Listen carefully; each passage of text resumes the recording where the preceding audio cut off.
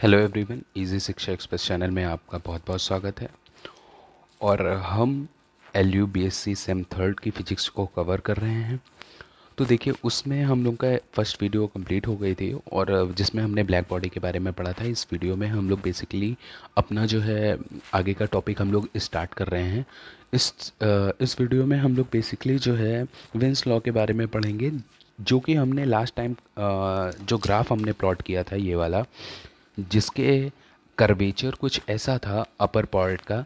उसके बारे में हम लोग के अलग अलग थ्योरीज आई हैं, उनके बारे में हम लोग इसमें रीड करेंगे। ठीक है, तो देखिए, पिछले वीडियो में हम लोग ने जैसे कि ये जाना था ब्लैक बॉडी के अकॉर्डिंग, ये ग्राफ हमारा प्लॉट हुआ था जिसमें वेवलेंथ हमारा बता रहा था, यहाँ पे मैक्सिमम रेडिएशन बता रहा था, एट टेम्परेचर टी पे बता रहा था।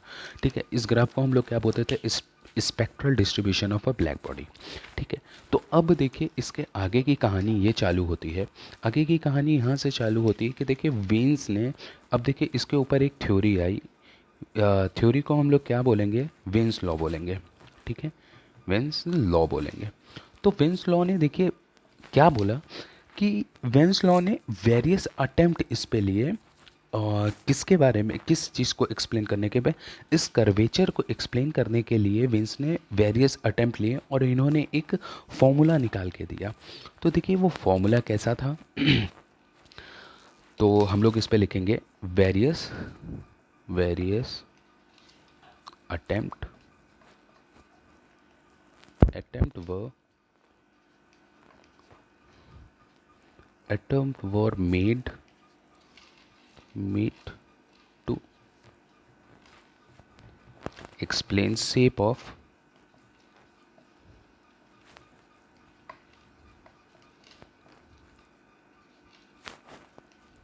This curve. ठीक है, अब देखिए ये जब वेरियस इन्होंने अटेम्प्ट लिया तो इसमें एक इन्होंने एक फॉर्मूला भी निकाल के दिया, जिसको हम लोग आई का मतलब हुआ इंटेंसिटी, और इंटेंसिटी किसके ऊपर डिपेंड करेगी, वेवलेंथ के ऊपर एज वेल एज टाइम के फंक्शन पे। ठीक है, इसके बाद इन्होंने क्या था, यहाँ ए कोई वैल्यू थी। ठीक है, ई अब ऊपर का पार्ट जो है माइनस में था। ठीक है, ऊपर B upon lambda T upon lambda power 4। देखिए ये फॉर्मूला ड्राइव करने में कुछ नहीं रखा है, क्योंकि ये एक्चुअली में ये थ्योरी सेटिस्फाइड ही नहीं हुई थी। तो इसके बारे में हम लोग बहुत डीप में जाने की ज़रूरत नहीं है। तो इसके बारे में इस वजह से पढ़ने में आता है क्योंकि ये डिटेलिंग कभी कभी पूछ लेता है, तो इस वजह से आपको पढ़ने के लिए ज़रूरी है। देखिए ये लॉ किसके लिए फिटेड था, दिस लॉ इज, इसमें एक पॉइंट जोड़िए, दिस लॉ ये लॉ जो है फिटेड किसके लिए था, ये फिटेड सिर्फ और सिर्फ लॉन्ग वेवलेंथ के लिए हुआ था, शॉर्ट वेवलेंथ के लिए नहीं था ये। दैट्स वाई इसको जो है ना, इसमें जो है थोड़ी सी फ्लॉज आ गए थे, जिसके वजह से ये इतना ज़्यादा एक्सेप्टेबल नहीं था और यह सिर्फ सेटिस्फाइड नहीं किया गया इनक्लोजर में। ठीक है, इस ग्राफ के अकॉर्डिंग। ठीक है, फिर इसके बाद जो है हमारा फिर से इसके बाद भी और लोगों ने थ्योरी दी। तो इसके बाद आए रिले एंड जीन्स थ्योरी, इसके ऊपर आए। तो रिले और जीन्स की जो थ्योरी थी वो किसके ऊपर, किस चीज़ को लेके उन्होंने बताया, रिले और जीन्स ने जो थ्योरी बताया है उस रेडिएशन की, वो एक्चुअली में इलेक्ट्रोडायनेमिक के और थर्मोडायनेमिक के को लेके उन्होंने इस चीज़ को एक्सप्लेन किया है। तो देखिए तो नेक्स्ट थ्योरी आती है रे एंड जीन थ्योरी। रे एंड जीन थ्योरी जो हमारे सामने आएगी, देखिए ये बात आप समझिए कि किसके ऊपर बेस्ड होगी, बेस्ड अपॉन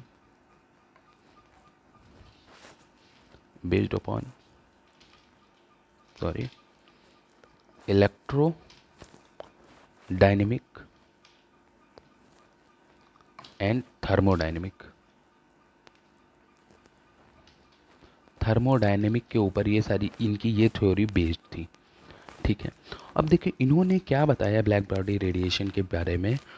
इन्होंने जो ब्लैक बॉडी का रेडिएशन था उसको परफॉर्म किया है सिंपल हार्मोनिक मोशन के अकॉर्डिंग। समझे आप, सिंपल हार्मोनिक मोशन के अकॉर्डिंग इन्होंने प्रूफ वो किया कि कैसे ब्लैक बॉडी कैसे एब्जॉर्ब होगी और वो कैसे इलेक्ट्रॉन को निकालेगी बाहर।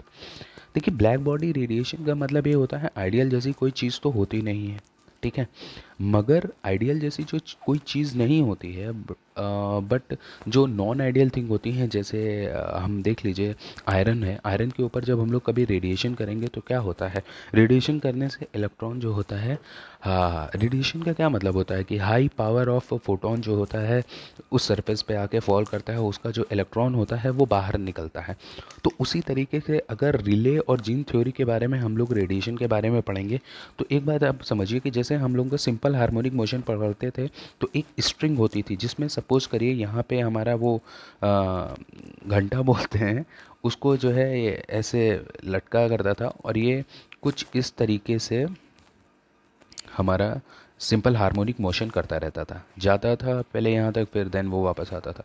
सपोज़ अगर किसी स्ट्रिंग से हम लोग नंबर ऑफ़ इलेक्ट्रॉन को यहाँ पे पेयर को ऐसे ऐसे जोड़ दें और number of pair of electron को जोड़ दें और इस सिस्टम में भी इन सिस्टम में भी नंबर ऑफ़ इलेक्ट्रॉन जगह जगह पे बैठा दें, तो एक टाइम पे क्या होगा, जब ये सिंपल हार्मोनिक मोशन पीछे जाएगा, ठीक है, और देन ये आगे आएगा, तो जब ये इस पे जब हिट करेगा तो एक इलेक्ट्रॉन इस सिस्टम से निकल के बाहर गिरेगा।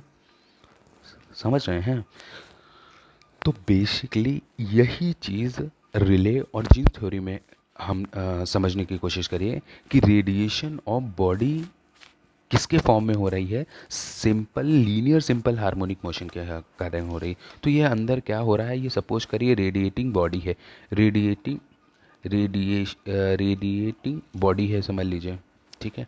अब ये रेडिएटिंग बॉडी है तो इसमें क्या है, collection of a large number of charges particle है, इसमें क्या है, collection of collection of large number of particles. अब लार्ज नंबर ऑफ पार्टिकल्स हैं और ये रेडिएटिंग बॉडी है। क्यों रेडिएटिंग है, क्योंकि ये भी इलेक्ट्रॉन को एक एक कर करके बाहर निकाल लिए, पार्टिकल्स को बोलेंगे या तो वो एक एक करके बाहर निकाल लेगा। और ये किस फॉर्म में निकाल रही है, ये क्या कर रही है, ये किस फॉर्म में निकाल रही है, it perform performing bye linear linear simple harmonic motion के फॉर्म में ये काम कर रही है।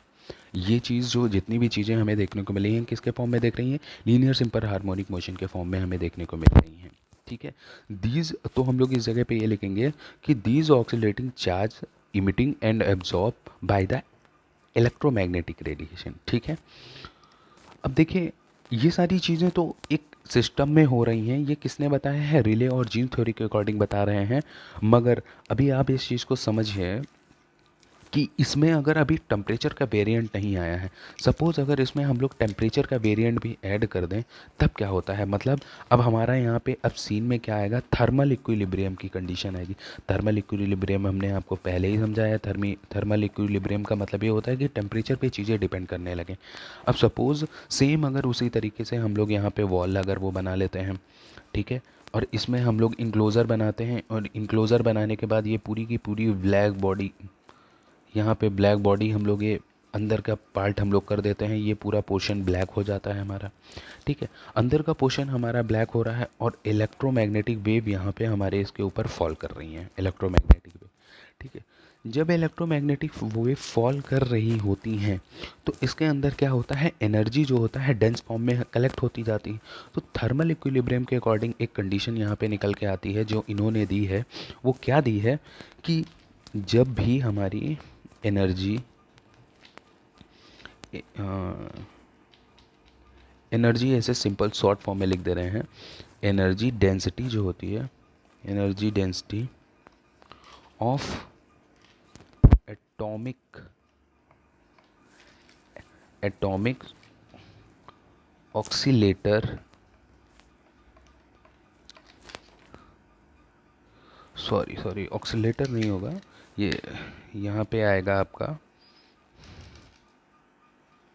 Sorry, energy density of radiation inside the cavity.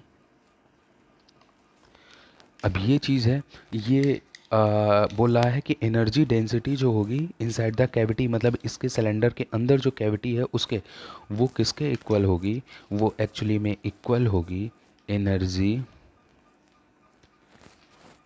Energy density of of atomic oscillator situated in the wall cavity। ये चीज़ आप समझिए, वॉल कैविटी के अंदर जो सिचुएटेड होगी, ये एक हमारे पास ये एक स्टैंडर्ड थ्योरी बन के तैयार हो गई किसके लिए, थर्मल इक्विलिब्रियम, कि मतलब energy density of radiation inside जो कैविटी होगी वो किसके इक्वल होगी, energy density of the atomic oscillation situated in the cavity wall. बस ये चीज़ आपको याद करनी है, क्योंकि इसी रिले और जीन्स की यही हिटिंग पॉइंट था इस थ्योरी का, थर्मल इक्विलिब्रियम में। ये थ्योरी इनकी पूरी एक तैयार हुई। अब इन्होंने क्या हुआ, इस जगह पे इन्होंने एक फॉर्मूला देके इन्होंने तैयार किया। अब देखिए वो फॉर्मूला हम लोग देखने की कोशिश कर रहे हैं कि फॉर्मूला क्या बताया है इन्होंने, ठीक है। देखिए फॉर्मूला जो है बेसिकली इनका ऑक्सीलेशन पे बेस्ड है। तो n इज इक्वल टू क्या इन्होंने दिया, n is equal to sorry n bracket में v। अब देखिए v यहाँ पे कैपिटल है, तो v के बारे में हम आपको बताएंगे कि v क्या है, 8 pi v square upon c cube, ठीक है। ये देखिए ये एक इनका एक ये फॉर्मूला बन के तैयार हुआ। और देखिए v क्या है ये लिख लीजिए, ये number of oscillator per unit volume of frequency है, v है, ठीक है। और इसको हम लोगों ने, ये जो v है इसको क्या बोले हैं, इज कॉल्ड जीन्स नंबर। यही चीज़ हमें आपको बताना था v। देखिए ये फॉर्मूला आपको डायरेक्ट याद करना पड़ेगा, क्योंकि इस फॉर्मूले में आपको डेरिवेशन की ज़रूरत नहीं है, क्योंकि अगेन ये थ्योरी भी आपके लिए वैल्यूएबल नहीं है, क्योंकि ये भी चीज़ें, ये भी थ्योरी ये सेटिस्फाइड नहीं करती है उन कंडीशनों में, इस वजह से। तो अब मगर आपको पढ़ना है, क्योंकि आपके सिलेबस में है, इनको छोड़ेगा नहीं बिल्कुल भी। अब देखिए अगर ये तो पहला है number of oscillator per unit volume frequency के ऊपर बेस्ड है। बट अगर यही एनर्जी डेंसिटी के फॉर्म में अगर हम लिखें, तो एनर्जी डेंसिटी के फॉर्म में ये फॉर्मूला चेंज हो जाता है। ये फॉर्मूला भी आप अपने दिमाग में रखें, U is equal to V bracket में T is equal to 8 pi v square upon c cube dot K dot T, ठीक है। अब देखिए इस जगह पे आप ढंग से समझ लीजिए कि ये जो v है, v क्या है, v यहाँ पे फ्रीक्वेंसी है, c क्या है, ये स्पीड ऑफ लाइट है। ये बात आप याद रखिएगा, speed of light, speed of light है, ये आप समझ लीजिएगा। और यहाँ पे भी ये जो है फॉर्मूला, ये फॉर्मूले में वी क्या है, सेम फ्रीक्वेंसी है, लाइट है, के कांस्टेंट है, टी टेम्परेचर है। तो आप ये बात याद रखिएगा। तो हम लोग यहाँ पे u जो है वो u को कैसे डिनोट कर रहे हैं, अब वो देख लीजिए। u को हम लोग यहाँ पे क्या बोलेंगे, energy density, energy density energy density of radiator, radiator का मतलब है रेडिएट करना, निकालना, of frequency, of frequency of frequency v in the cavity और cavity at temperature T।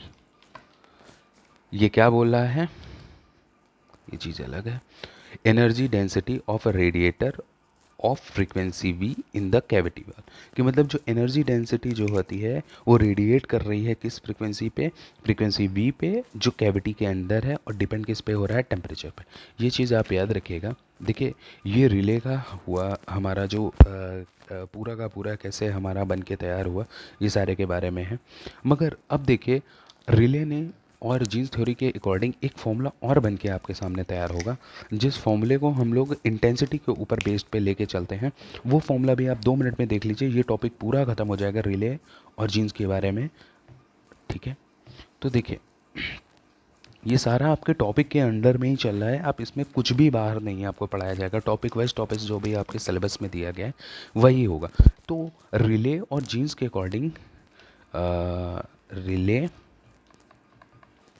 And gene law के अकॉर्डिंग अगर जो है हमारा क्या बोल रहे हैं condition, if it can be state in term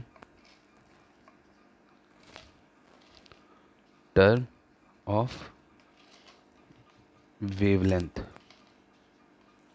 in term of wavelength के फॉर्म में अगर हम लोग बोल रहे हैं तो क्या होगा, आई अगर हमारा क्या हुआ, इंटेंसिटी हुआ, इंटेंसिटी के फॉर्म में हमारे साथ वेवलेंथ आता है और टेम्परेचर टी आएगा, तो इज इक्वल टू हम लोग क्या लिखेंगे, 8πc/4λ4k।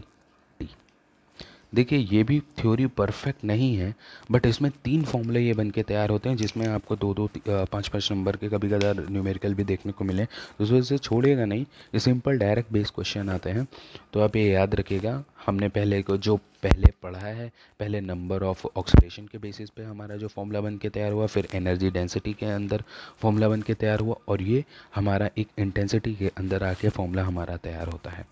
ठीक है, ये वीडियो हमारी यहीं पे ख़त्म होती है, और नेक्स्ट वीडियो में हम लोग नया टॉपिक लेके चलेंगे प्लैंक रेडिएशन के बारे में, और उसमें हम लोग ब्रीफली कवर करेंगे कि रेडिएशन प्लैंक के अकॉर्डिंग कैसे कैसे हुआ।